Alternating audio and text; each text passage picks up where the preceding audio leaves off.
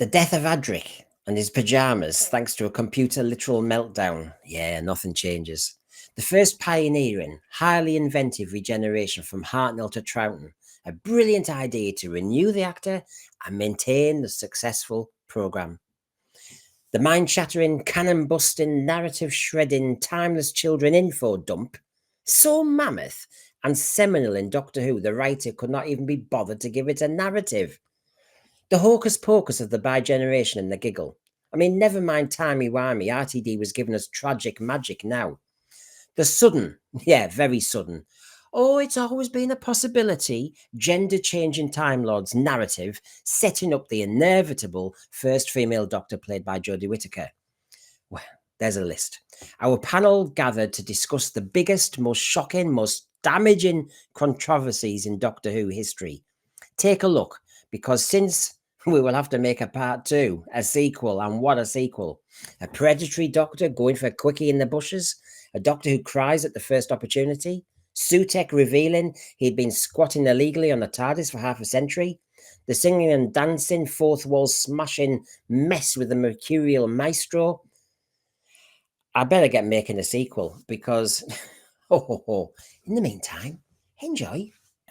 Okay, so I'm just going to go through them, and it might just remind you of the ones you said, but we're going to have to prioritize, of course, on with the worst ones. So the Doctor strangling Perry by generation, the death of Adric, the female Doctor, the timeless child, Missy as a female master, the Doctor being half human, sexualization of the Doctor. Please watch our show about that, Sex in the TARDIS. The Doctor torturing the Dalek, that's the Chris Eccleston one. Michael Grade resting the show. The exit of Chris Eccleston, which shocked an awful lot of people. The first regeneration ever between Hartnell to Troughton. The season 1 reboot, as Disney want to call it. Mary Whitehouse complaints about the horror and the violence in the show and particular moments. Doctor Who losing its Saturday night slot and being pillar to post since, really. The Fugitive Doctor and the War Doctor inclusion. The loss of the cliffhangers and just having one-off episodes. The retconning of the Gallifrey's destruction. The retconning of the Last of the Daleks. Now we know there's many more. Stephen Moffat, the rumour that he fired Carolyn Skinner, the executive producer. Peter Davison lamenting the loss of role models for boys when Jodie Whittaker was announced, and that tweet disappeared later on. And then the fact that Series 11 with Jodie Whittaker was seen as extremely preachy and political, more than usual. So if I just take that off again, so we actually are polite to our panel. John, where would you like to start regarding what really has been, you think, the main controversy in Doctor Who? Across all its years, probably the sexualization of the Doctor, because all the rest can either move the format forward, can tinker with it, can expand it in order to make it, improve its longevity, that's regeneration. Can make it more inclusive. You can have a female Doctor, you can have a black Doctor. That's all fine. But the sexualization of the Doctor, and by that, I'm not talking about a kiss. That's how it started, yes.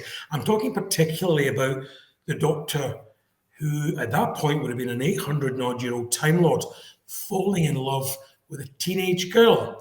That's not what the Doctor does. It may well have to be what the Doctor does if you're going to soapify the premise of the show. But it actively changed the whole dynamic of the programme. And subsequent to that, the next companion after Rose was all about unrequited love. You had Amy Pond trying to make a pass at the Doctor. And subsequently, you've had that sort of dynamic of will they, won't they? And Donna Noble making a whole thing about you're not getting off with me, friend, and all this sort of stuff. So without going off into a big monologue after being told off at the start, Mr. Shrinkwrap, I would just say that in particular has absolutely changed the fundamental character of the programme. There's a whole lot of stuff we can talk about as we did during our sex programme.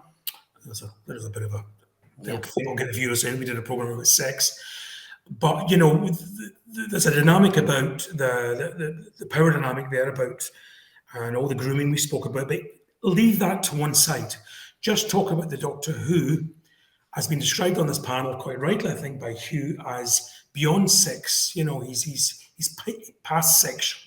You know, he may well have been previously to have had a granddaughter, although it was never explicitly stated that she was his blood granddaughter. So, but he's beyond that now. And then in the New Who, because of the way we now operate, he had to fall in love, and not just fall in love with anybody, with a teenage girl. And I just don't understand how a 700, 850-year-old Time Lord would have anything in common with a girl from a teenage girl or a teenage boy from a council estate. I don't know how any human now, as would have any of interest to the Doctor. As we go through our main controversies, and we're going to look at them in different ways, please interject on each other, because I think we need to test each other a little bit, because by the end we want a bit of a consensus, if we can, for the people watching, which ones we do think were the most controversial or damaging in the end. So while we're stuck with John's example there on the sexualization in the TARDIS, and please do look at our episode on that, because there's a lot of detail that all of us did discuss. And it's worth the detail. You can't be too concise on such a complex subject. But on the point you were making, John, I want to mention something that was in one of our YouTube threads from that show. Lots of fans now do look back at Classic Who, and they actually read into interpretation. So one I was kind of talking about, as in trying to redress, was somebody said to me that we never mentioned on that Sex in the TARDIS show that the John Pertwee Doctor had romantic thoughts about Joe Grant. And I said, oh no, I thought that was paternal. I honestly, it was never written as anything else. I never saw any evidence. Yes, there was the moment on Planet of the Daleks with Platep. There was the moment with the Kin of Peladon where he just looks as though he cares, or he might get a bit... as a father would do for the daughter. Yeah. And so I just wanted to throw that in about when you're talking about the sexualization of the Doctor, etc., and he's an alien. I just wondered if you wanted to quickly just kind of give feedback on what people have been saying before. Well, not alone. That's that. Reading into it. Yeah. Well, don't, because it's bunkum. You know, that's all nonsense. That's applying. I feel very sorry for people, and I'm sorry if they contribute to the thread. I don't want to be rude, but you know, if your head is sorely all about human sexual relationships, then you have to stop and empty your head of that, because not every relationship has to have a sexual connotation to it. And particularly in Doctor Who, in the old classic Doctor Who, the Doctor was very up close and personal with a lot of attractive and, you know, feminine young ladies. But that was never a part of it. It was never meant to be a part of it. It was always paternalistic, always paternalistic. And if you want to go back and look at the relationship with Joe Grant, I say you can see it either as an uncle and niece or a father and daughter. He wasn't jealous in a sexual sense of Lateb or of Cliff.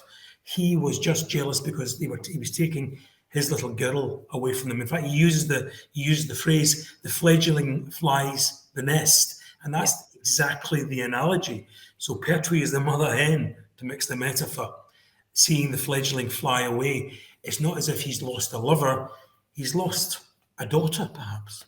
Now, I need to limit my entries now and interventions. The other three panelists, before I ask you your most controversial item from Doctor Who, does anybody want to challenge? If it's different from John's, does anybody want to ask him questions about his theory that this is the worst one, the sexualization of the Doctor? You know, with exceptions. No. Yeah, I suppose the question, I do agree with it, but I suppose the question is, this relates to quite a lot of New Who, is whether it would have worked in New Who with no form of at least some form of relationship, whether that was perhaps with River or with Missy in terms of being equals. You know, leave aside the issue with being a teenage girl. If it had been someone of equals, whether that's needed just because that's where we are and that's what you have to do now. Yeah, I understand that. The soapification of Doctor Who, I get that. And we had a conversation about that in our stream last week. And my view of that is you give it to the ancillary characters and not to the Doctor. You have to make it soap. You can have it. And River could have had romantic leanings towards the Doctor, which the Doctor wouldn't repel, not because he was interested in River. He just wasn't interested in that sort of thing. The idea is he's beyond that, and those surrounding the Doctor can, if you have to have that sort of thing in Doctor Who, and I dare say nowadays you probably have to, but that can be performed by ancillary characters, by support characters, and not by the Doctor himself. The Doctor, he or she should remain above that, and because I think sex and love and romance and all the rest of it fundamentally can change people's motivations. And I think that eats away at the core of the Doctor. The Doctor has one purpose: to explore, to have fun, and to right wrongs where possible. Right. Now, I'll come to Cinnamon. I'll go on. Sorry, Michelle. It's insulting to the other companions that have gone on forever, for 60 years. So all of a sudden, every single one of them now has to be the bestest ever. Yeah. You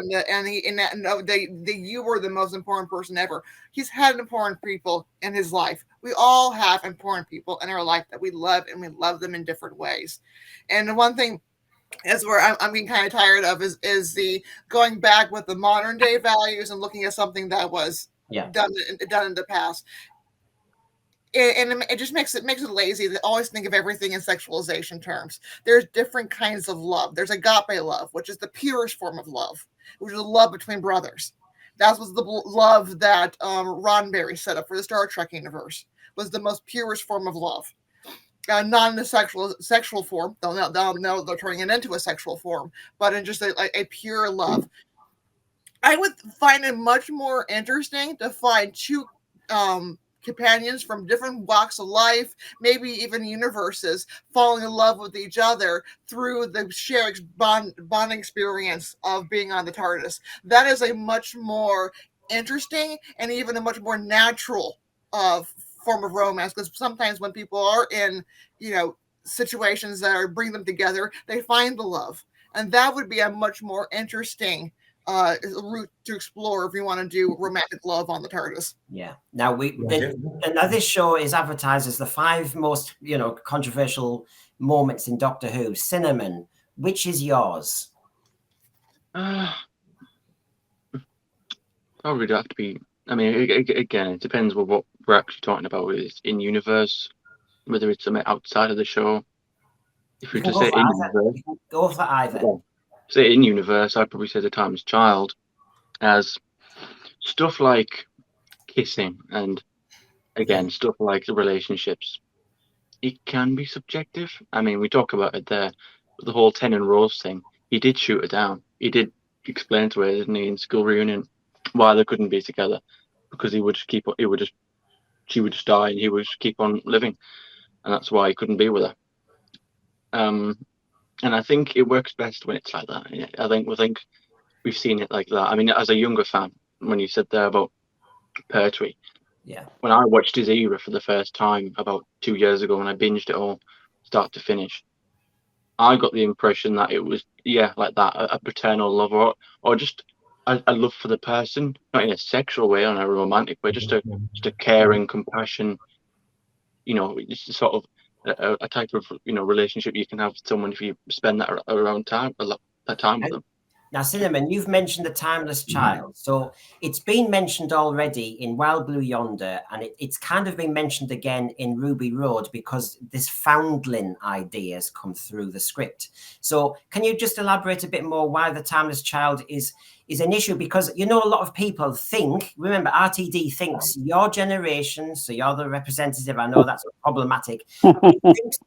I mean, and what's her name? Millie Gibson has said this as well, that we're aiming for Generation Z, and Generation Z likes to see themselves in the show. They like to see this type of discussion. Why have you found yourself saying that this is the most controversial element, The Timeless Child? I find that funny, because the last thing I'd ever want to see is myself in the show. God, could you imagine that? Be a bunch of purple-haired weirdos running about. But to get back on the question, I mean, why was it the biggest? Why do I think it's the biggest? Just because of the impact it had both in the show and out of it. It split fandom right to the core. It completely tore apart the foundations and put new foundations in part. There's an old philosophy, or there's an old saying about if you have a broom and you switch the head and you switch the handle multiple times, it's still the same broom. Well, not really, no, is it? Because it's a completely different part. It's a completely different broom. And it's like that. And they try and clutch at straws. They do the mental gymnastics all they can to try and come up with a way of trying to excuse it. But at the end of the day, when they say, "Oh, but William Hartnell, he's still the first Doctor," well, yeah, but he's not the first, not the original, is he? Because I'm sorry, he's not saying he's the first Doctor. Doesn't really carry that much weight when you've had about 15 other incarnations, probably even more before him. Dilutes it. It makes the character boring. That was what it did. It made him far too important. Made him Space Jesus. I mean, we all said it was Space Jesus at the end of Series 3, when you see David Tennant hovering, glowing, with everyone chanting his name, and everyone thought that was a bit much. Now you've literally got it as him as some sort of child of destiny that they keep going with now. He's so important. He's the sole reason why he's the founding of Gallifrey. It's because of the Doctor that Gallifrey exists and the whole civilization of it. The whole point of the character was that he was a nobody. If anything, he wasn't very bright. He barely passed his exams. He just didn't like the culture of what he was growing up in. He was a character that didn't want any part of that life, so he ran away. That was what it was. The whole point of the show was that anyone could make a difference, no matter how big or small or important or not important you were. Matthew, the average Joe on the street, if you be kind, anyone can make a difference, and that's what he was. He was just a person that said, "Not me. That's not for me. I'm getting out of here. I'm going." And of course, he didn't start out. That wasn't his intention. He nearly cave a caveman's head in. But over time, he grew to become the person we knew, and that was it. He chose to be that. He wasn't born to be that. It wasn't his big destiny. It wasn't his fate. He just chose to be who he was. So just in terms of sort of like, I agree with a lot of what Simon said, but I wonder, why has perhaps the Timeless Child done this? And I think it's quite frankly badly done, as opposed to Cartmel's master plan, with the very strong hint that the Doctor was not just a hobo in space. Well, even with Andrew Cartmel, I mean, he's even said himself, I think, that wasn't what Chibnall did, wasn't really what he did. They were going for something different. And they did that to tease that, didn't they? They were going to go sort of with the whole lung barrow in the target. I haven't read the book. I'm aware of it, I'm aware of lung barrow. And it's like, it was always going to be intimated. He can hint at it. That's fine. They can build a mystery about it. But it was the way they showed it. I mean, the entire episode is just masterful. Yeah. Let me show you this, Doctor. Let me show you. What Cinnamon says there is absolutely true. There's a lot of hints and intimations throughout the Cartmel stuff. A lot of it was more explicitly said in some of the novelizations of the televised stories. But one of the reasons why and I dare say it could have been top of our list, The Timeless Child, but the reason I couldn't put it anywhere near any of my list was because I'm ignoring it. I'm not accepting it. Because I don't believe it was in any way planned. I believe it was the act of a desperate man trying to make something stick and have a legacy. Because Chris Chibnall, I may have mentioned this in passing, is a hack. And he did not have any firm plan. And there was a brief reference to The Timeless Child and the Ghost Monument, the second episode of Jodie's tenure. And then that was already, and that gave him the plan. It's like the Thasman thing. It came from fan forums and all the rest of it. So I don't believe that was part of his plan. It was going down the toilet pan, and he had to do something, A, in the hope that it would stick, and B, that it would give him some sort of legacy. Well, it did give him a legacy, a bad one, but one that I can totally and utterly ignore. Now, the fact that Russell Davies is referencing it, although he's done two things. He sort of poo-pooed it with the Toymaker saying a Jigsaw the Doctor's life, and later on accepting it in the Christmas episode. So we don't know where he's going with this, but I think as a fan, most of us go with the general public who will have forgotten that it ever happened. Well, you see, just before we move on, these are some of the questions we're going to be looking at tonight. So people following in the thread, The Timeless Child is one, Cinnamon, that really is resonating here. But basically, some of the ways we're looking at the controversies, which had the biggest effect at the time. Now, I think I personally think this one did, because John just said he's trying not to kind of admit it's happened almost. Well, you wouldn't not admit it's happened. I mean, it is possible, because a lot of the times in fandom, we've had to squint at canon. We've had to squint at certain things and think about it hard. You know, the Mobius doctors. I mean, you couldn't have it said that like and that it was happened. reborn. You know, Human whatever the things. timeless child was before. Yeah, it but the was half human reborn thing in was the easier to Infinity squint Symbol. at than this is. This just has to be ignored because it's Yeah, you'd have to be. You need a blindfold. That's what you need. A blindfold, and you need. I put it in a bin bag and put it out to be collected. It's gone. So we've got the timeless child. Well, I'm noting these down. Just very quickly. Go on. I think in the giggle, I think Russell subtly wrote it in a way, and he even mentioned this in the commentary of it, actually, that if you want to sort of forget it, you can, because of that line that the toy maker said, "I made a jigsaw of your life, just like it." Yeah. You know, that kind of, it intimates that, like, and then in the commentary, Russell said, "No, is the Doctor the timeless child? You know, is he this?" So you can imagine that. You know, you could say that he's involved his life or had some impact on his life, or you could just read or watch Rabbi's video on it that he did at Christmas. That's also a very good explanation. I think Archer Collins. But this is what I mean, Cinnamon, and Archer Collins has said this, that Rabbi had a good explanation that it's linked with the toy maker, and you've just mentioned the reference to the giggle. But I'm also referencing Ruby Road, which mentions he admits you know where we're going. He's now a foundling. In other words, he's not started as William Hartnell, and the timeless child is him.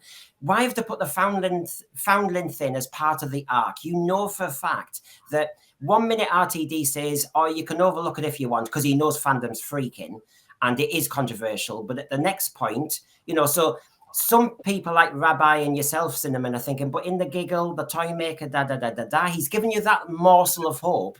But I'm also throwing in the other one, which is the foundling. The Doctor now is an orphan. But the Doctor thinks he's an orphan, and that's because he doesn't know what the jigsaw is. So yeah, he still works both ways that way. And Russell's playing with us.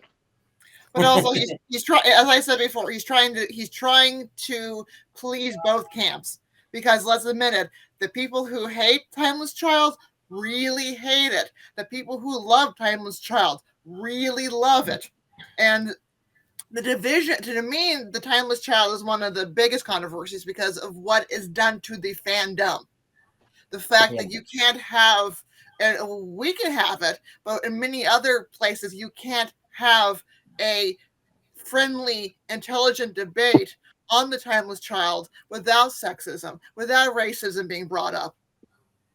So the fact is what it's done to the fandom, the fact that we can't even debate it anymore. Yeah, the anger's really peeved me. So I'm noting them down as we go, and there's amazing stuff in the thread. I know some of you are following it as well. And Crimpline, I've read it. I'm just trying to process and speak at the same time, and I'm trying to get my head around all these ideas, which is really worrying, I have to say. So we've got the Timeless Child as one offering so far from the panel. We've got the sexualization of the Doctor, since he should be an alien, as another, and. Oh, hold on. What the hell's going on here? What's that? I didn't expect this. What's this? Mr. Brendan, can I have a go? Well, it's Commander Brendan. I'm in the sense free. I've paid for this. Brendan. Go on. Who are all these dinosaurs on this show? Oh, don't talk about John like that. Get off. I'm only joking. Hey, you need to finish your report on the Peasants' Rebellion, young man.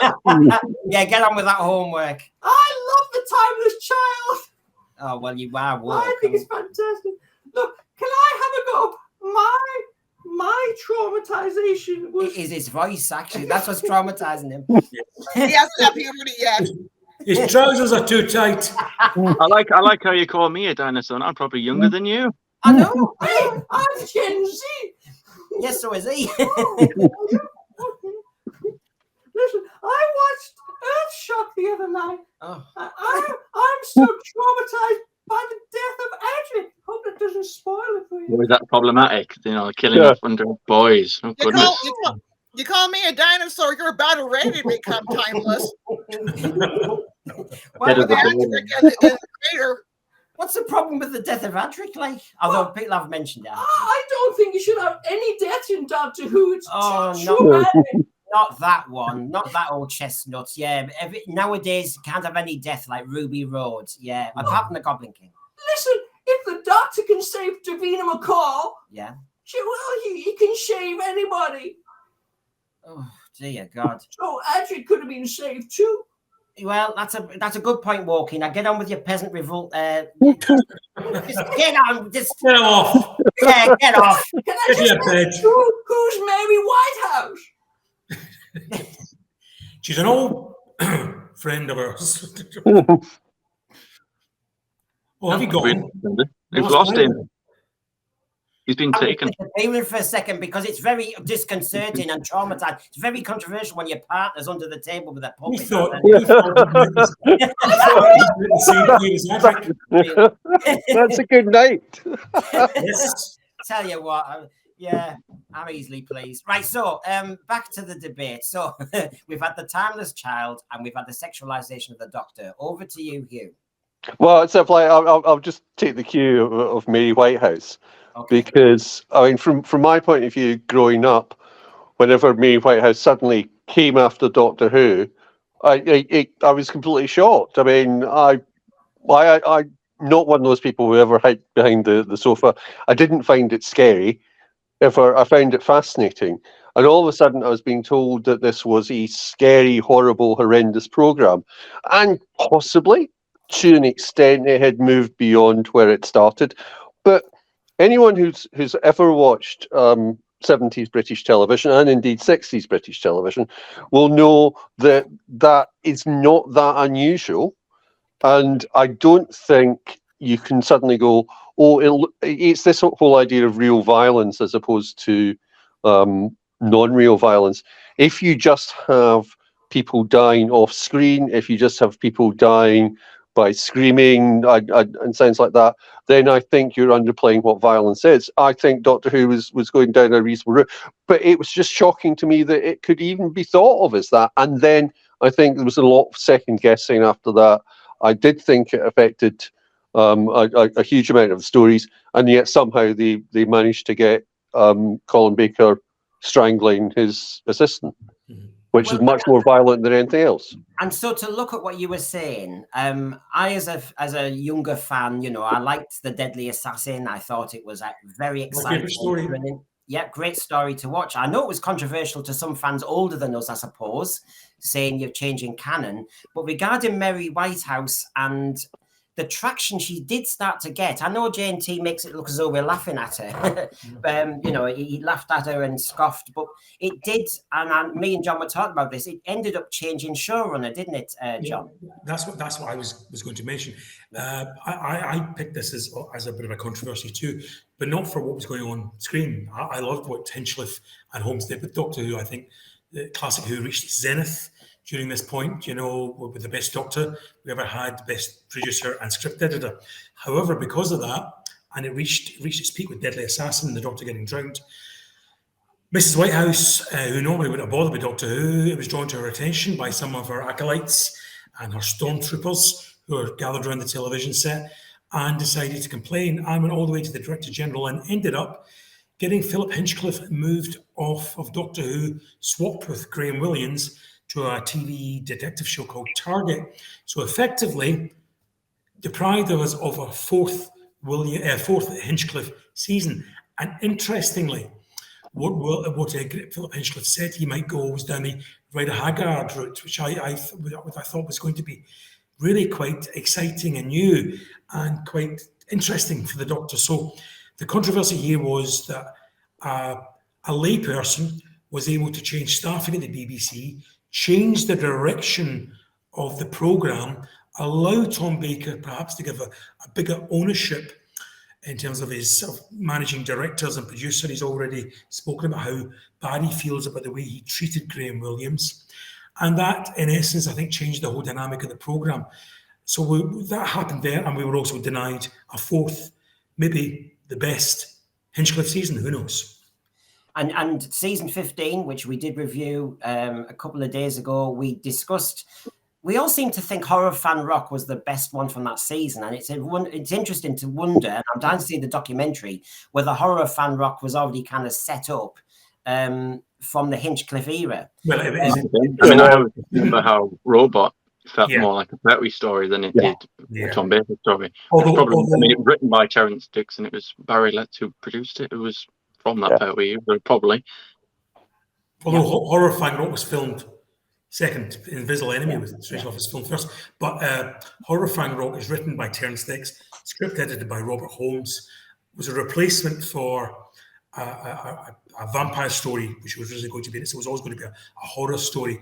Hinchliffe finding his feet, and the production team surrounding him would have sort of followed in Grandma's footsteps from the previous production team, and it's no surprise, therefore, that story is the best of that season. Yeah. I mean, Sadako24 isn't sure you're correct, John, on the... I mean, we don't know, do we, exactly whether the Graham Williams came in because of this very point. But they're making... Well, I mean, I mean, like, what was it you said that Mary Whitehouse wasn't even that familiar with Doctor Who? It's just, I mean, it seems to be a pattern of this, even recently. You see it all the time, not even just with TV, but with video games.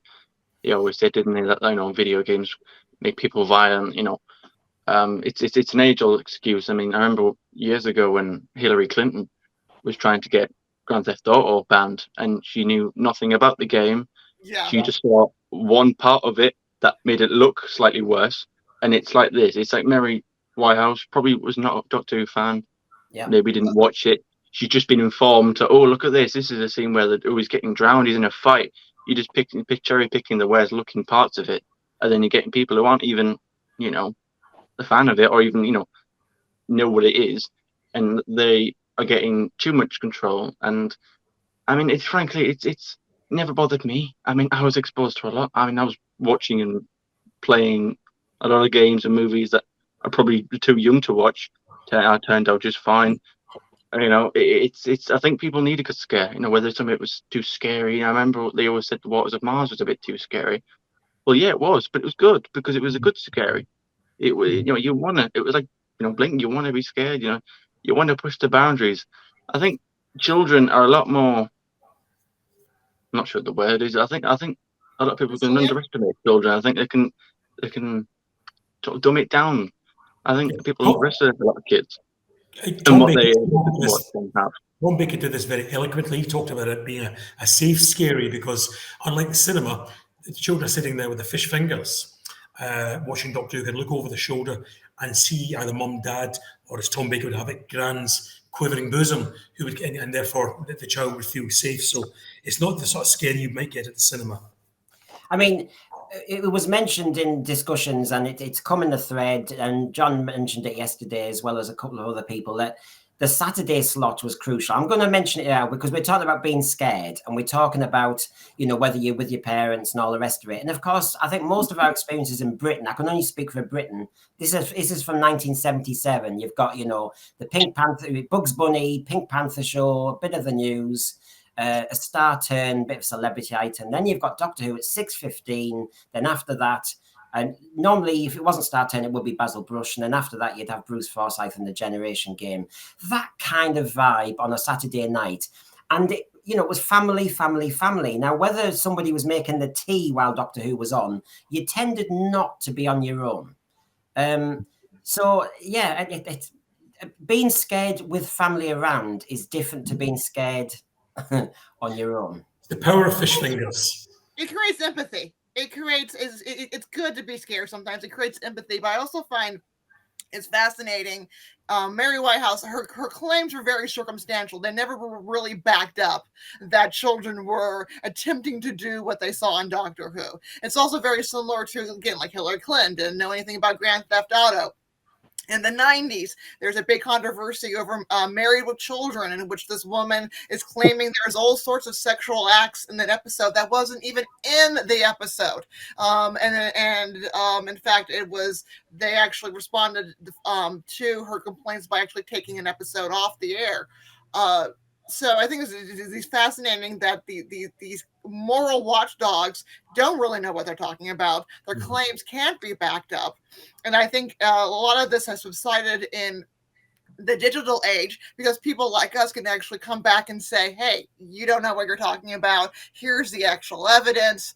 And again, it is good to be scared. We have fairy tales. We have Disney movies, age appropriate. Every person is different, and again, the parents need to have a little say on what their kids are old enough to see, because some children are more mature than others. But yeah, I think what she did have a profound impact on the show. But again, it's fun. She was just what she was. She didn't know what she was talking about. I think it comes to the violence of it. I think by the time we maybe got to season 2, and this will be maybe one of the things that I probably did agree with Michael Grade on, is that I think with Eric Saywood, I don't sure they quite knew what they were doing. He wasn't very happy, I think, as that scripted. He was never too fussed on Colin. And I think they made that. I think they did go excessive. You know, when you see Lynn's hands being crushed. I like it because I'm not personally bothered, but I could see. I think they went for violence sake, and I'm not sure that they kind of lacked a bit of identity that maybe for that period. It's like the sexualization. They didn't know what to do. So instead of having the doctor kiss somebody, it's like, oh, let's just have him Chuck Perry, because we have to show him being different. And we have this thing called regeneration sickness, and we don't know really what to do with it because it really was only developed in that era, was the regeneration sickness. I know, John, I'm holding there. Can I just bring in a few people in the thread? I mentioned Eric Saywood's era, the JNT Eric Saywood era. Attack of the Cybermen is mooted. Vengeance on Varas with the acid bath, etc., etc. And we were 10 years older or so, but I wasn't bothered by Deadly Assassin. I didn't have nightmares from the drowning scene. I just thought it was riveting TV. Obviously, I'm a bit older, so I can only say as a bit older, but I didn't have a problem with the acid bath. Maybe the flip comment, the Attack of the Cybermen, seeing the blood was interesting because I hadn't really seen blood in Doctor Who. Morbius. Yeah, but again, I didn't have a problem with it. And I feel as though sometimes, especially with the BBC and institutions and Mary Whitehouse, we have people speaking for us. Yes. Yeah. And that's exactly it. The problem with the Saywood era, that Saywood changed shortly after he got Robert Holmes back on board. He was very impressed by Robert Holmes and the canon of work that he'd given to Doctor Who, but Saywood was nowhere near as talented a writer or a scriptwriter or showrunner as Robert Holmes was in Doctor Who. And in trying to emulate him right down to the pairings, Robert Holmes wrote very good double acts, and Saywood tried to do things like that as well. He couldn't do it. And so what Robert Holmes managed to pass off with, wit, charm and finesse all became a bit heavy-handed. The ultimate of being with the Doctor, getting his hands around his companion's throat, as we talked about early on with Perry. So that was the problem with the violence in season 22. Saywood was just trying to emulate what he considered to be his hero writer of Doctor Who, and it didn't work. It just didn't work out at all because he just didn't have the talent. I mean, it's interesting about people complaining about violence in Doctor Who. We had Leela with a knife, but you had the dialogue of the Doctor telling her off all the time. So was that okay? And so it's just interesting seeing this. Raymond Williams has got in the thread, the stabbing in the two Doctors was a step too far. And do you know what? I'd love my Doctor Who, but my brain's gone slightly dead. Can anyone remember that scene? Remind me. There's a stabbing with the Doctor gets stabbed, but in the restaurant, isn't it? Is it in the restaurant? Yes, the stabbing of the blood collector. Where Shockwave kills the waiter, or the blood collector gets stabbed. But the more controversial than that is the Doctor killing Shockwave at the end and making another quip about it. You've been mothballed at the end of that. And this is what I mean about it being a bit gratuitous and not done with any sort of finesse. Now, that's Robert Holmes, and that's Robert Holmes off the leash, if you like, working with Eric Saywood. Philip Hinchcliffe was there to pull Robert Holmes back, and they both speak about this in lots of interviews. So they meshed and they complemented each other, and that's how you get Doctor Who magic there.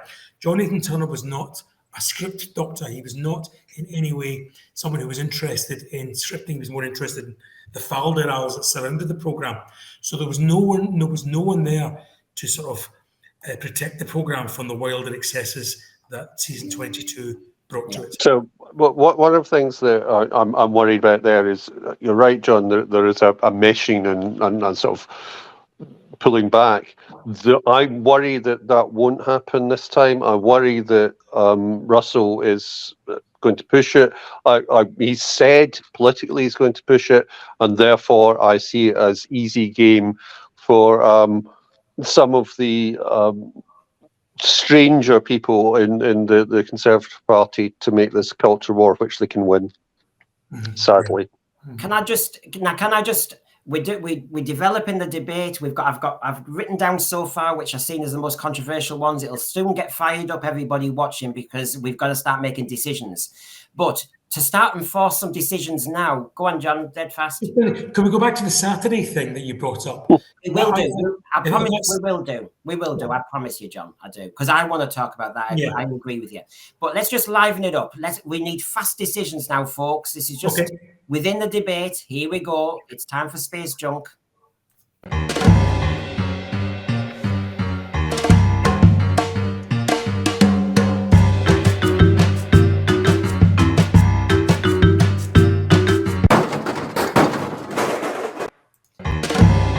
I nearly did it again for Michelle then. Right.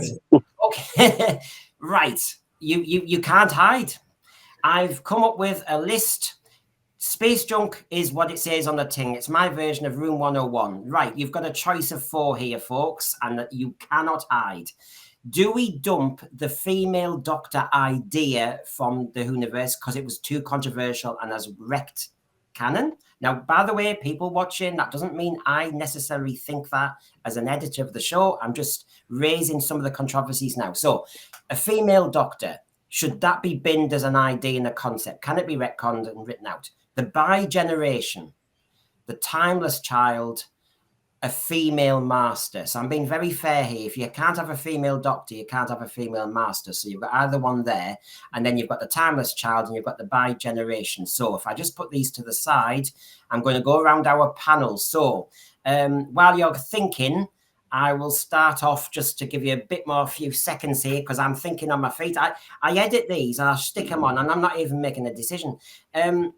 I have to say, although the timeless child really does challenge me, the one I'm going to go for that challenges me, even more is this whole absolute fantastical nonsense and claptrap called the bi-generation. I just cannot live with it. And the explanation of it, I just cannot. So anyway, I'm just going to do that. And maybe with more thinking, I might change. But just before we move to Michelle, bin the timeless child, says Crimpling. I know.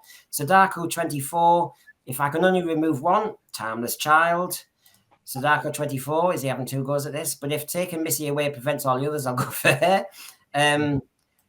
Jamie Reese. I don't think the Time Lord should jump between being male and female. So I suppose you're saying the 2 on the side. That's naughty. Right. Okay, Michelle. Well, I do have issues with all of them. I have to go with the female doctor.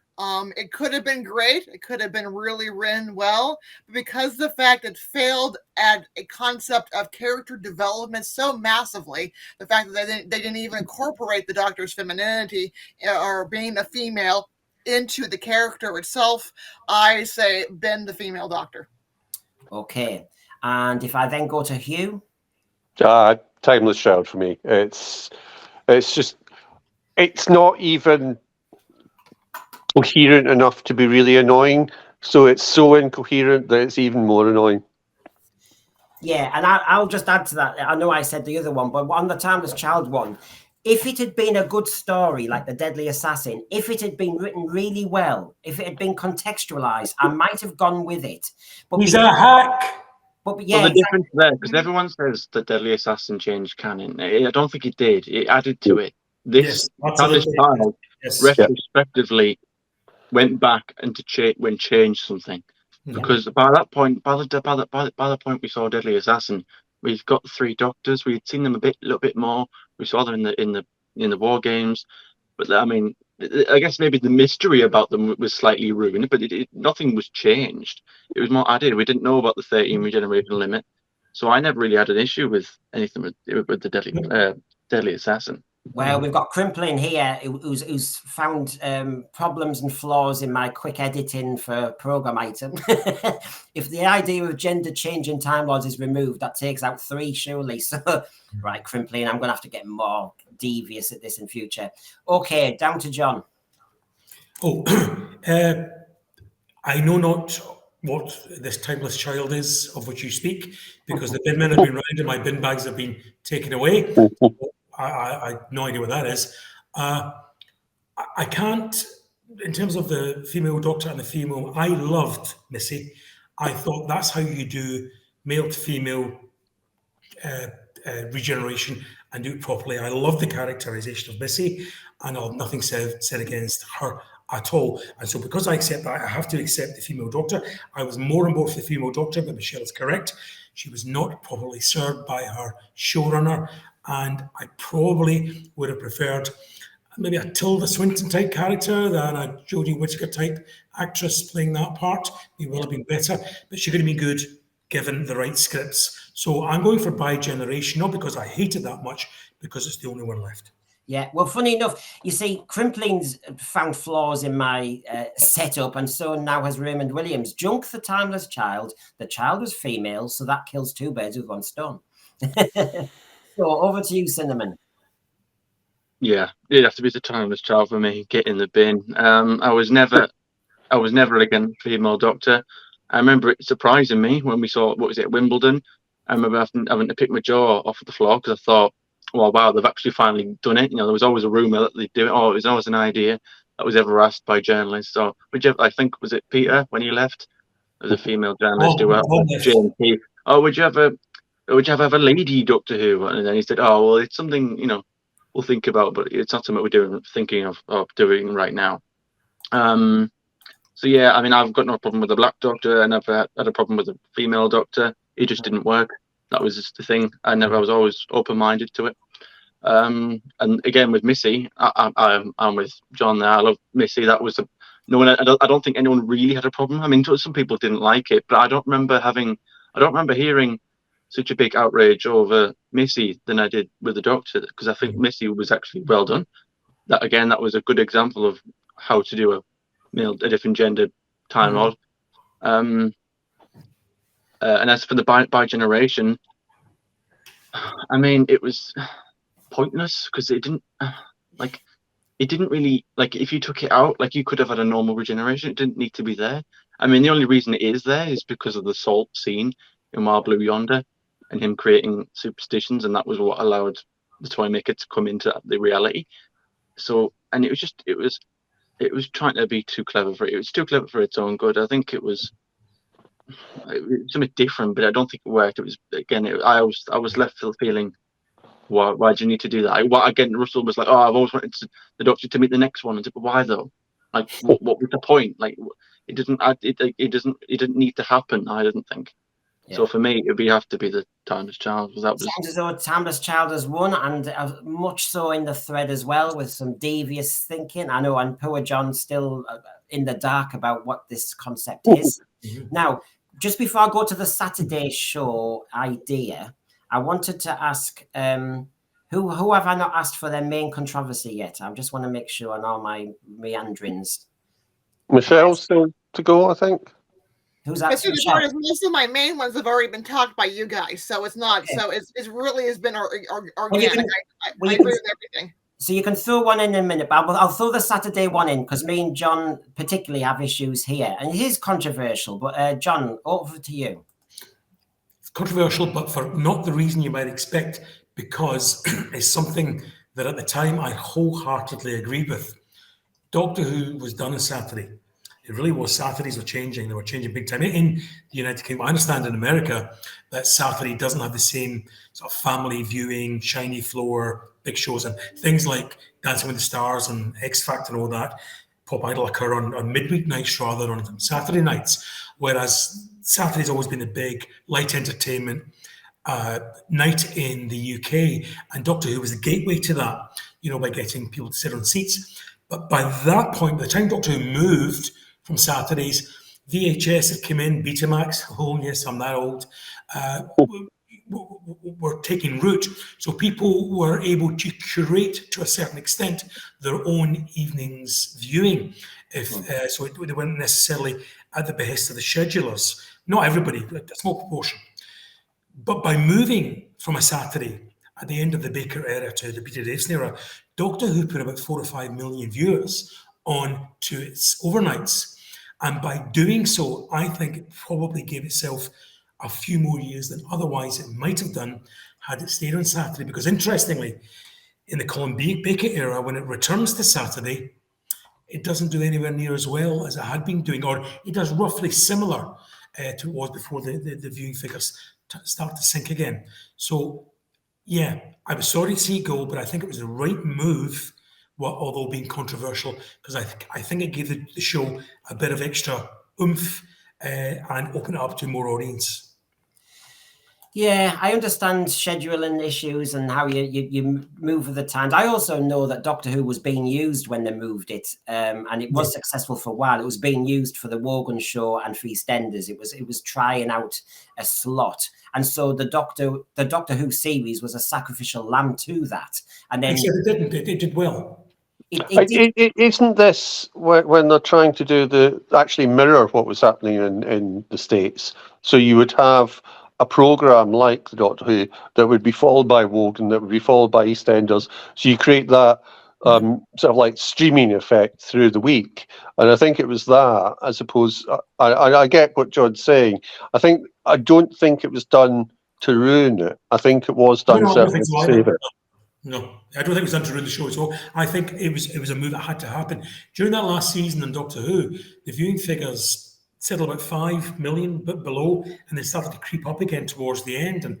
But Doctor Who was on a sticky wicket, and the BBC had moved it to 5:10 rather than a 6 o'clock slot where it might have got on a whole lot better. So I think purely because we got another 3 Doctors, another 8 years of the programme, it was the right move.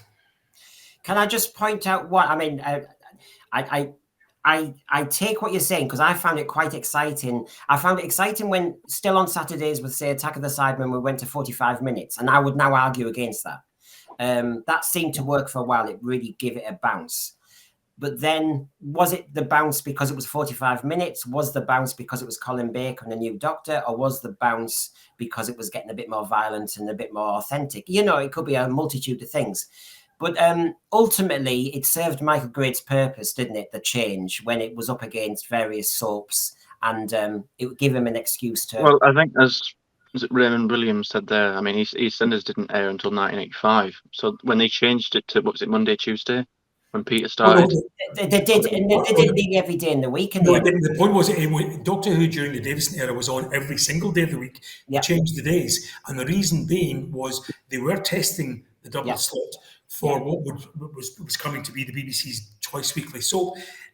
EastEnders itself hadn't been envisaged until about 1983 onwards, but the BBC knew they wanted a soap, and they wanted a soap to be midweek on days that really when Coronation Street wasn't on. But they wanted to test the waters regarding having a twice weekly serial, and Doctor Who wasn't, although you called it the sacrificial lamb, Brendan, Doctor Who was used as a guinea pig more than that, I would say, in that score. But it worked for Doctor Who. It gave Doctor Who a new lease of life, which I don't think it would have had on Saturdays. Well, thank you, Sadaka24. And in the thread, please, he's got his own show where he discusses the Saturday night issue, right? And I've just asked him to give us one morsel of information from that, but I will go and watch it later.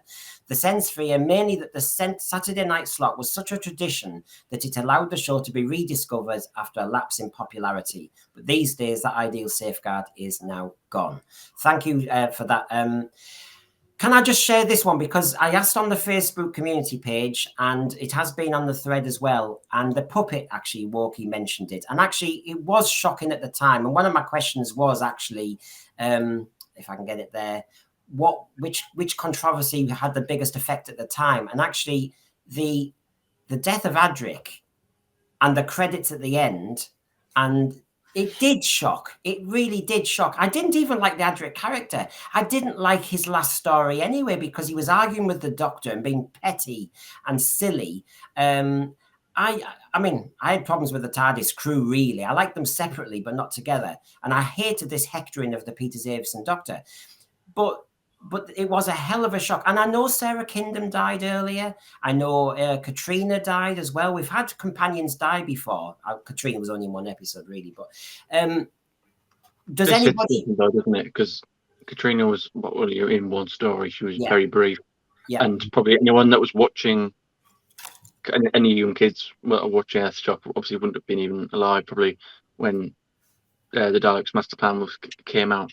And I think it was, whereas it was done more seriously, it was like the first major death in the way it was handled.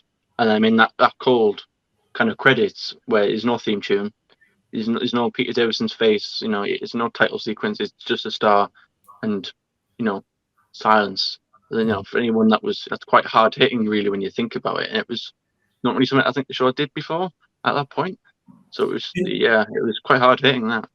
It was something the show hadn't done before, but interestingly, it was something that Coronation Street had done several times when a major character had died. And John Nathan Turner was a huge fan of soap opera, and in particular Coronation Street. So he tried to emulate that at the end of this particular program, and he thought it would give it great impact, and as indeed it did. Yeah, well, it added a sense of danger that's now missing to the show because Adric is dead. He's still dead. I don't care what Big Finish did. He's still, you know, he is still. Sorry, can I ask you a question, Michelle, on this? Just because we've got different ages here and you're on a different continent. When you saw Earthshock, did you know this happened at the end? Yes. So how was it dramatically when you watched it, knowing it was going to happen with the silent credits and all the rest of it? It still had an impact, and then I'm not a big fan of Adric either. I think his death actually has made him a bigger character because in the lore of the show now is actually elevated. Oh, he's mentioned all the time now. Yeah.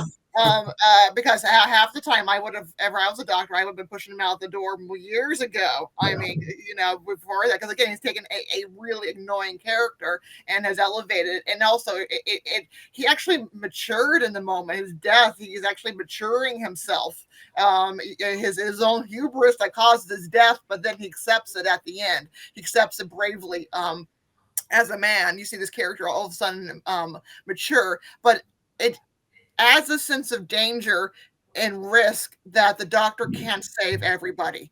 There are risks to what they do. You never know who's going to be the next character to die. And we don't have that anymore because the Doctor goes back and saves everybody. Or they die, but they don't really die. Yes, but that's all right. And it's like this kind of this fairy tale again that they're dead, but they're not dead. And I think it was fascinating in this modern era of the non-acceptance of death, the non-acceptance that we all die. And it's okay to show characters dying to children, and it's okay to have a young character die. I sometimes wish I had been around, a bit like Cinnamon was saying about the Daleks Master Plan. I mean, you hear about it, and I've seen the shot. Unfortunately, I think it's a Photoshop telesnap thing, isn't it? I don't think you can see it, but you can hear it in the range with the audio. But Sadako24, let me just get the right point. He mentioned, I've had it up. I didn't get to see Earthshock on video until well into my teens. I did, as a child, see the clip of Katarina's last moments in the Dalek early years, Daleks Master Plan, and was traumatized the whole day. That was a quick. I think it was actually more violent because she's kind of held in a loft, and she's held by someone, and she presses some button that kind of she does it to herself to save the Doctor, I guess. So I think it's a lot more violent, I guess, than violent, quick. I mean, sometimes you know how dramas nowadays. She effectively commits suicide. Yeah. And that was very dramatic, very fast, and I think it. I'm trying to imagine it would have really been a hell of a shock. I think the shock of Adric, we didn't think it was coming, but it was the credits that did it to me. It was like a laboured point, more as drama does, whereas Katarina, bang. So that one was mentioned by a lot of people. And it shows you how Doctor Who culturally, even then, it had cut through. There was letters on BBC programmes and Radio Times, newspapers, about parents saying their children were upset, that Adric had gone. You know, he was popular amongst younger children, Yeah. although maybe not amongst younger fans. So that really had cut through. So John Nathan Turner was very savvy. He knew what he was doing. And yeah, there was three was too many companions, and Adric had to go. And poor Matthew Waterhouse was immediately replaced 3 stories later. Clever of them to put him how they did it. They put him, didn't they? So he didn't. Yeah, again, sorry, Cinnamon. Say again. I said it was clever how they did it because they put him in the credits of Time Flight, didn't they? So That's right. So no one, so no one suspected like why. Yes. Why wasn't it? Why is his name not in that one? I think that was what the story was. Yeah. I think it is very much that whole influence by soap opera. It was making it be more than just the Saturday program it had been. Because I don't think you got away with that way. Mm-hmm. Now, but it worked. It worked big time. I would dearly love to think that, you know, those opening moments of Time Flight where the Doctor argues with Nissa and Tegan and says, "No, I'm not going back." People should be watching a loop by current showrunners so that they know, because basically the milkman's husband is rescued by the Doctor these days. You know what I mean? Who he's known for all of about 5 minutes. No matter the consequences to the timelines, but Adric, no. Poor Matthew. They did it kind of with Perry. We thought Perry was dead. And then that was a very early retcon, wasn't it? Yeah, and then suddenly, oh no, she's married somebody. And actually, that was, I have to say, I found the Perry death, if it was maintained, shocked me an awful lot because it was horrid. She'd been transformed, and she was not. It's not possessed. Her body is somebody else's, isn't it? And I just. That to me, if it had held, would have, I think, had greater legacy than Adric or any of them. And when that happened at the end, it was like the Bobby Ewing coming out of the shower. I thought, oh, why have you done that? Pink love heart. Yeah, why have you done that? And don't forget, the Doctor had lost one of his lives for Perry. You know, he died for Perry and came back, and then to have a character that he had a life for that he couldn't save. Yes. Go on, Cinnamon. That's why I've always when you talk about Caves of Androzani, that's why I've always liked that one, because he just met her. Like, there's a few big Finnish stories of the Fifth Doctor and Perry, but I don't want to get them because the sheer fact of if I get them and like it extends it doesn't feel as good, because the whole point it ruins the sort of the quality of it, because you know it ruins the impact and the meaning of it, because it's the fact that he's effectively sacrificing himself for someone he's just met. Whereas if you listen to all the big Finnish stuff and then like you sort of like treat it like is it 6 or 7 stories with her, and it kind of ruins the impact of that, I think. So I always like to just sort of that's the thing with Big Finish. You can pick and choose which bits you like as canon and which bits you might not want to. So I pick and choose with Big Finish. I choose none of them. So I don't not be spoiled with that. But you're spot on, Cinnamon. I get that. And that's the Doctor. The Doctor's barely met this woman, and he sacrifices his life, or one of his lives, for her. Not because he fancies her, not because he wants to have sex with her, not because he wants to marry her, but because that's what the Doctor does. And she's his friend, as he says in the crash scene. Yes. She's my friend. Now, what about... as you said earlier, Michelle, she's not special. She's not. Yeah. You know, this is the whole thing. She's not the most wonderful person in the world.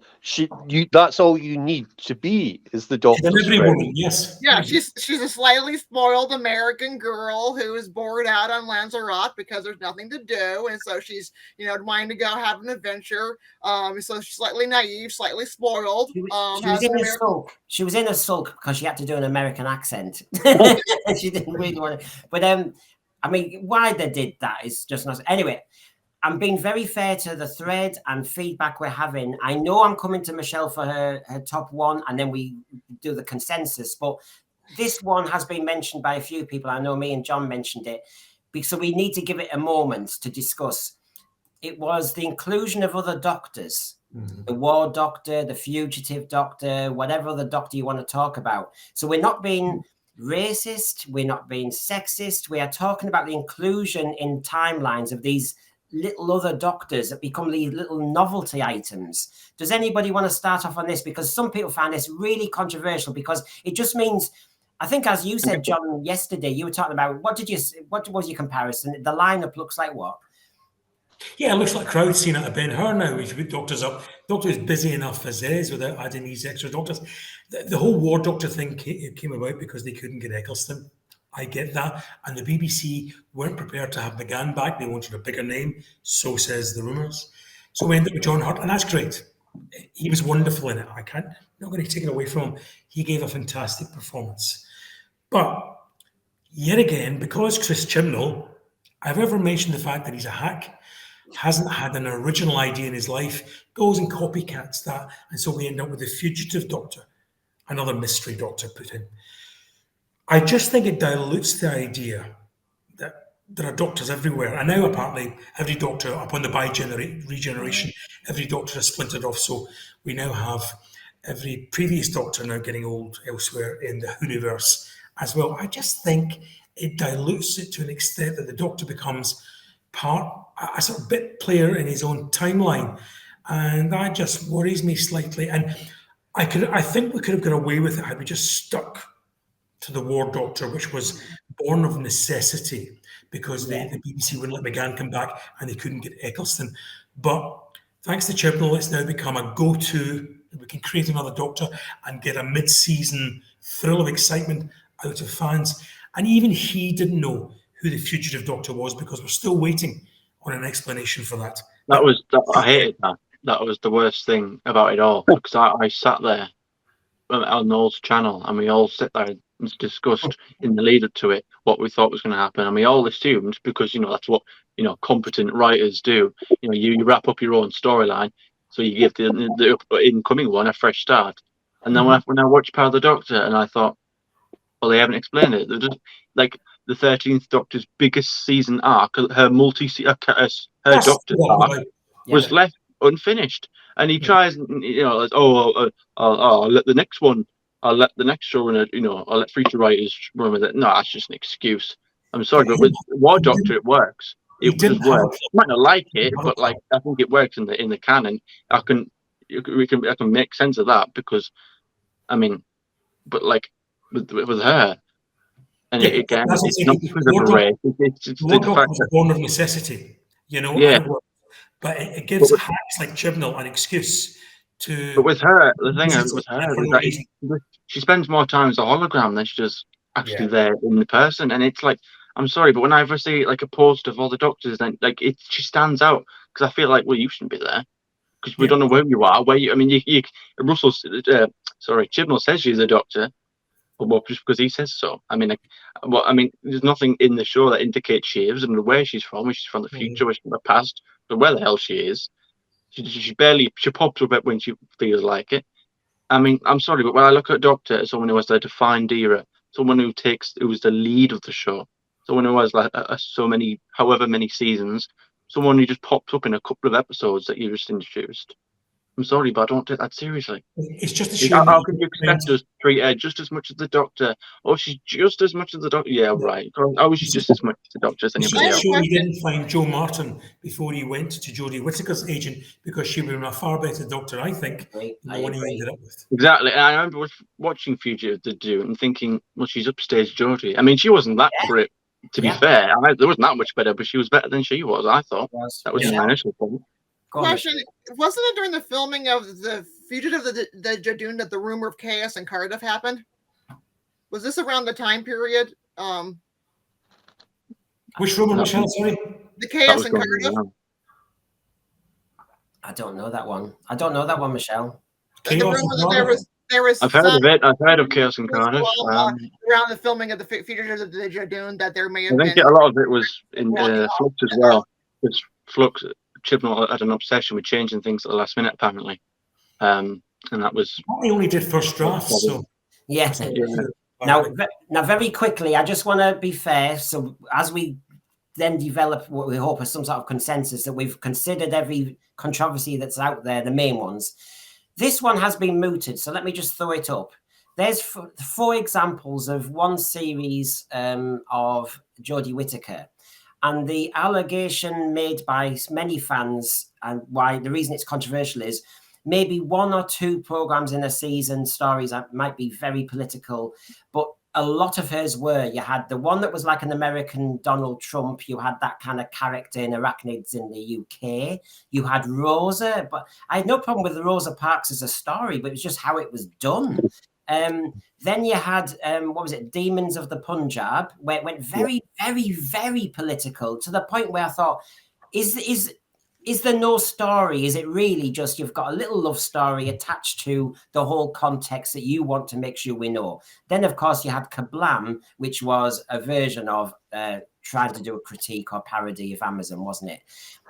We know we can recite the Green Death. We know we can recite all these. We know in history of Doctor Who there have been political episodes: Peladon, Galactic Federation, EU, Access. We do know, but was it? People are saying it was controversial that series went very preachy and very political. And one of the things and I will shut up, one of the things I found problematic was at the end of Rosa, was that whole scene in the TARDIS when we looked at, I think it was Bill Clinton giving an award to Rosa Parks, and it was just like a lecture. Yeah. And I thought, that's how it was. It was treated as it was waving its finger at you, telling you this is how you must think. With the Green Death, and they always try and bring up classic stories as an example. Oh, classic has always been worked. Well, not really. It's had political themes in it. It's had connections to it, but it never came as a result of the story.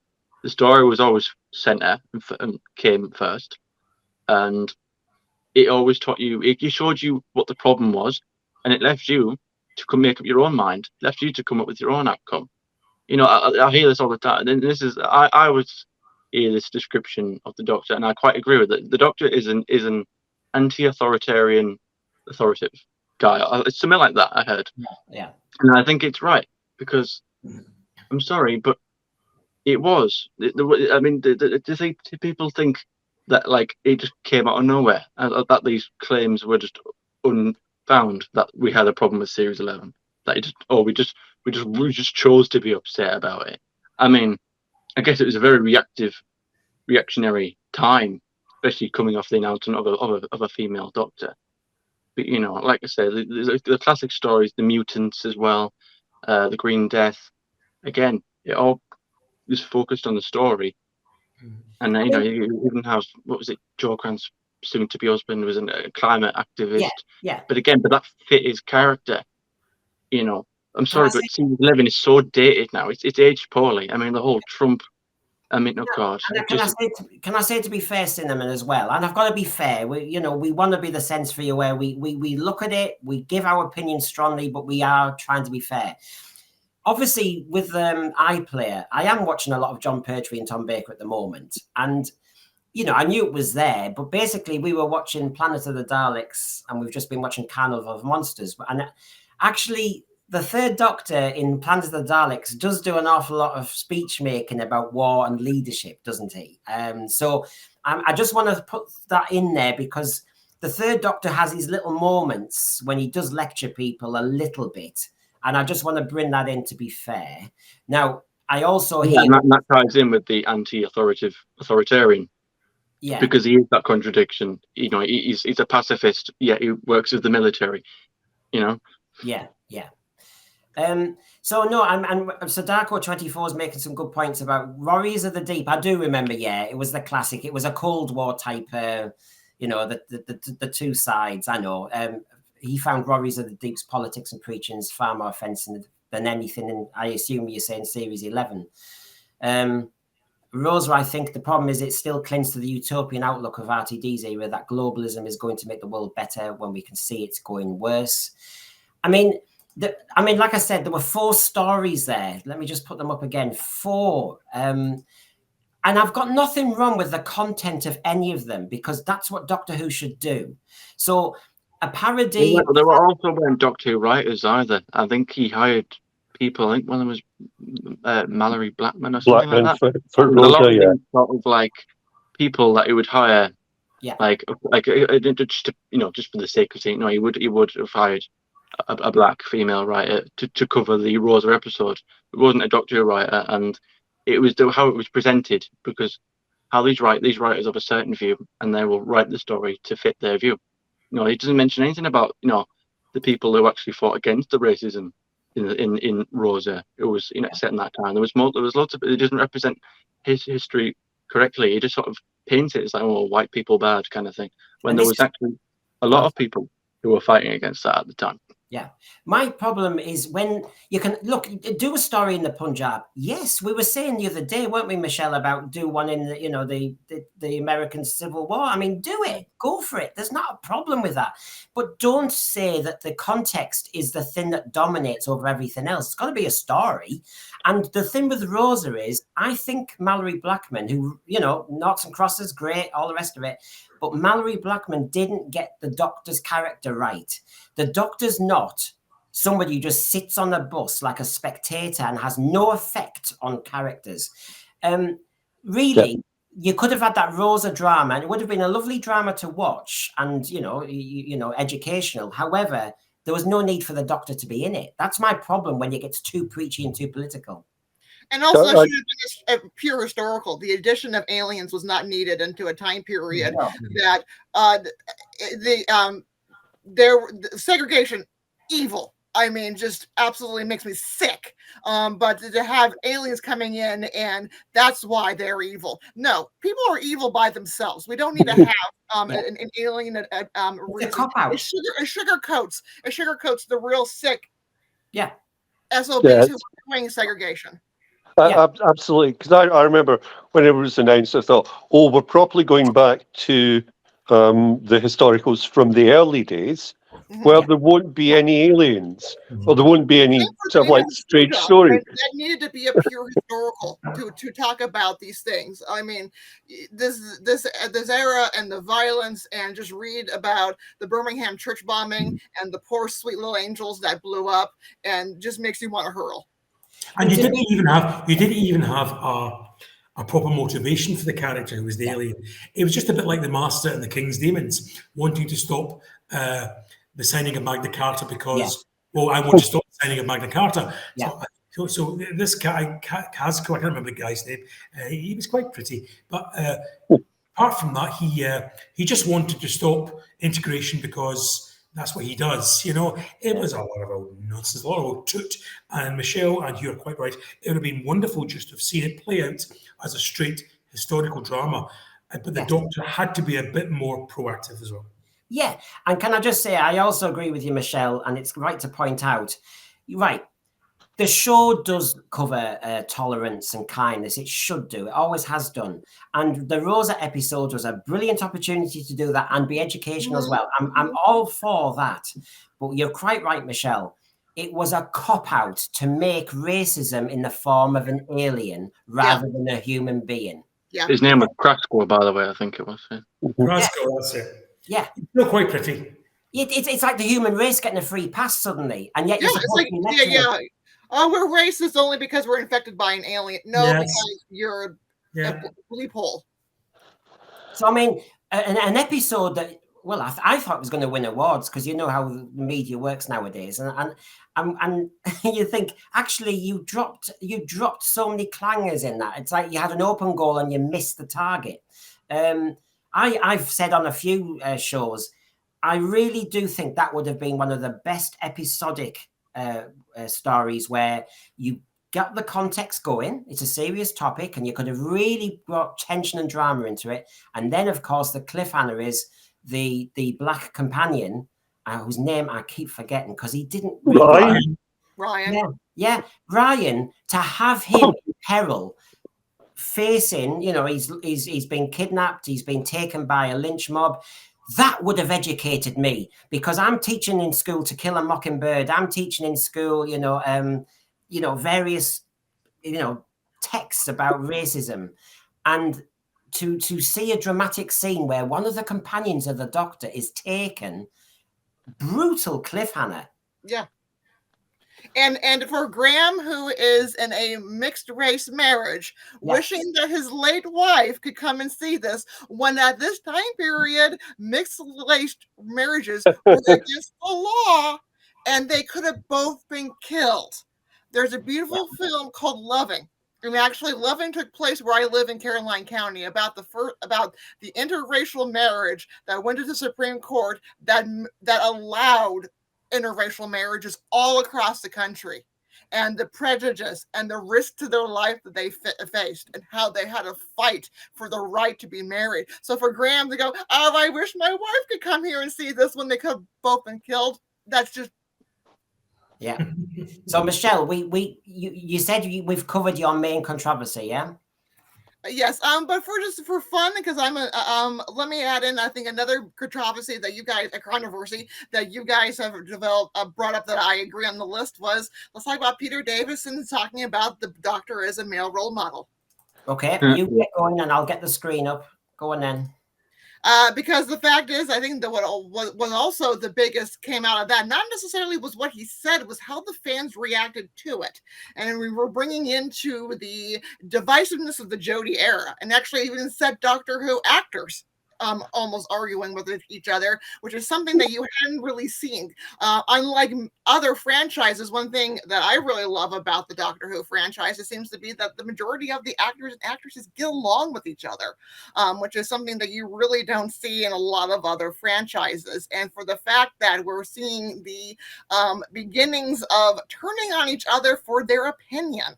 And you also have to wonder if the reaction to this also deprived us of maybe the 10-year anniversary of the Five Doctors reboot. Mm-hmm. And may I just add to that before anybody else wants to come in, because it is one of the kind of controversies out there, which is the treatment of an actor who is just sharing his opinion. Mm-hmm. I can see where he's going, and I know people shot him down. It was because, how are you anti a female doctor? Da da da da da da.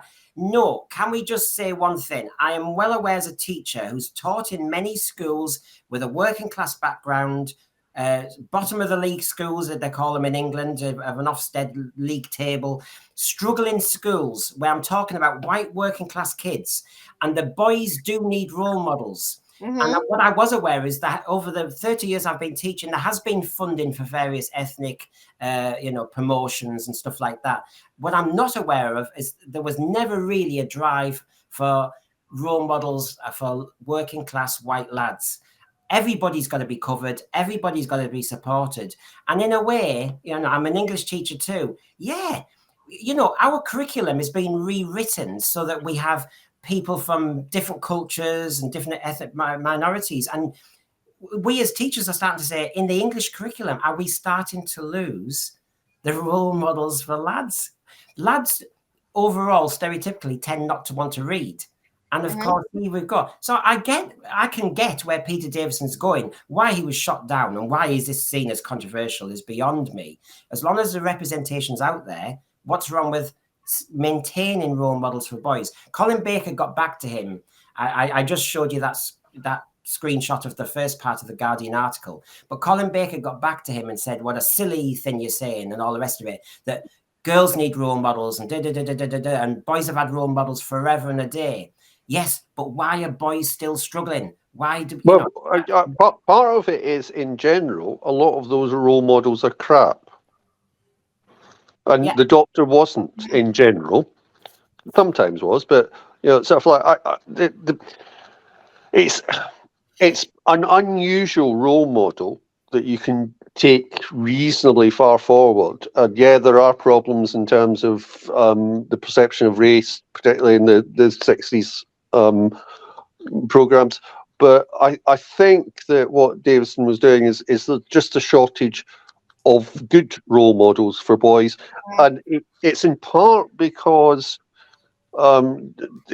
we have tried to be inclusive, but not tried to include that. It's this whole thing that colonialism and everything is entirely bad. There is only one side. Yeah, there might be a side which is more correct, but things are much more complex than that, and I think Doctor Who allowed for that. Right. Well, also, I think Davison's comments also came from what he saw in his own personal life, his two sons.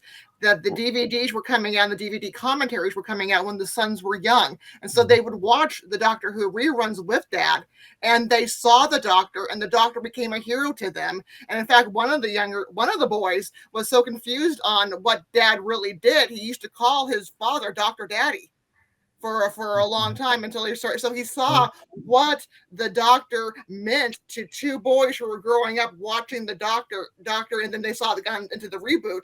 The boys became fans through that. So he's seeing this personal, what the Doctor character had impact on young boys. Now we're overrunning slightly here. So what I'm going to do, here's the question. Let's just see if we can actually decide our headlines. So let me just show it again for everybody at home.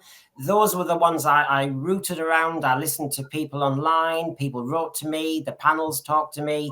You've got the list there of the main controversies as I saw it in Doctor Who. Okay. I think the violence of Colin Baker has been mentioned, but has got away almost scot-free tonight, which is interesting. However, the question is here. Which controversy out of those or your own personal one do you think will be the hardest to undo for the survival of this series? I don't want this to go on for another half hour at all. So please just have to think about it. Which controversy of all those, or those you've been talking about, or our panel has, it's a bit like my space junk, but which one will be the hardest to undo? Therefore, in a way, I could say logically, is therefore the most controversial aspect of the Doctor Who. So I will just talk for a minute to give you all thinking time. It's okay. I'm ready to go, Brendan. Which is, I'll agree with John. I think the sexualization is impossible to undo. I think the timeless child is difficult, but can be ignored. And since nobody really understands it, can be undone by sort of like just writing anything for it. I think the sexualization has created a problem, and I think that's what's now expected. And I don't think you're ever going to move away from it. And I think that is where you will run into real problems for role models for young boys. Mm-hmm. John, what were you going to say? And I'll just precisely that. The whole thing about the timeless child, whatever that is that the bulk of people, not fans, will already have forgotten that it happened. So we can just choose to bin it anyway. You can just move forward. Yeah. Nobody will care in the same way the half-human thing from the began time has all but been forgotten about by those and such as those. But the sexualization of the Doctor really could be called the humanization of the Doctor. He's become an everyman in his own series. He's just like people he meets in the TARDIS, the people he meets on the streets of the planet. He's got the same foibles. He knows what's happening in popular culture. He knows, he finds a pretty blonde attractive. That's not what the Doctor does. And it affects the very core of the program because it affects ultimately the Doctor's motivation. And we know we've got another twist in this perhaps yet to come, which doesn't bode well. Isn't it funny, John, that in this discussion, and I, while you were talking, I advertised our show, Sex in the TARDIS, only from last Tuesday. Please tune in for a detailed, complex debate. Isn't it interesting that if I'd flashed up on screen Jodie Whittaker, the female Doctor, as one of the controversial items, that while you're talking about the Doctor becoming more human and like every other man or woman out there, that the Jodie Whittaker Doctor, I know everybody tries to come up with a theory that she was about to have a relationship with her companion, but the Jodie Whittaker female Doctor was quite uncaring, quite cold. Isn't it fascinating that, as we've said since 2005, it's more soap opera, less alien as a character, and yet I think one of the most alien Doctors was the female Doctor. Isn't that ironic? I don't even think that was planned. I just think that was the writing. He just didn't know what to do, and he crowded the TARDIS with so many people and the stories with so many sub-companions going on. There just wasn't time to give the Doctor a character. So she had to do the best with what she was given. So she played it sub-Tennant, sub-Smith. That was it. Okay, Michelle? You guys convinced me. I was going to say Timeless Child, but I agree. The sexualization of Doctor Who. Hooray! I mean, we've said this a few times as a panel. Look, we're a growing channel, Senssphere, etc. There's lots of good YouTube programs out there on Doctor Who, and they're all of different ilks. But one thing we're trying to do is hopefully we are flexible enough and open-minded enough that, just like we had Lee a few shows ago said he's been convinced by John, that Michelle, you've just said the same thing again. I'm trying to listen to people and think, what is actually my opinion in priority on this? So again, Sense Free shows it through our panelists that we are open-minded. Can I say one thing, Brendan, is that I noticed that there was a comment on the Sexualization show about people rejecting sexuality in Doctor Who. I don't reject sexuality in Doctor Who. I think it's fine. I think it's great whenever it happens. I think it can be all-inclusive. You can be anything you like. You know, Captain Jack, be whatever you like. That's fine. I just don't think it applies to the Doctor because of the problems it creates in the relationship. Yeah. Spot on. Cinnamon, we're almost there. What's your opinion on what's the hardest controversy to undo? Therefore, the most controversial, possibly. Again, I mean, it's difficult, I suppose. I mean, it won't be the Timeless Child because that can be written. It could be written away within one line. I never believed it was going to be retconned for a minute. But it can be written, and I think it was slightly in that giggle where I mentioned about the toy maker. Yeah. I mean, I suppose I'm not sure if it's on that list, but I'd say that a controversy is making the Doctor bigger and more grandeur than he is. I think you need to get rid of this whole child of destiny thing, where he's so special and so important. Just have it, just be simple again. Which it could be going in that direction. I just wish it, the whole point of the 15th Doctor now that he's free of the baggage, free of all the weight. He's young. He's full of life. He's full of energy again. He's in, he's revigorated, or whatever, or however you say that word. He's got that spark again, and it just go back to having him having simple adventures and having fun with his companion. Just get rid of the whole. Yeah. This huge it's almost getting like Big Finishes. This whole life altering storylines. Just keep it go back to basics. Similar, but like I said with the Daleks, go back to what worked. Get that magic back. I mean, I've been listening to the panel as well as pressing buttons and trying to make it work, but I have to say I've changed my mind as well. The bi-generation has peeved me big time. But I suppose when we're doing science fiction fantasy, you can rewrite it somehow. Same with the Timeless Children, I think. The one that the panel seems to be reaching part of a consensus on is the sexualization of the Doctor and the soap opera aspect and her becoming less human. So I'm actually going to say, and live on the big screen, that I've actually changed my mind as well. And so I think, and it's not a complete agreement from the panel, but I think the majority consensus is it's the sexualization of the TARDIS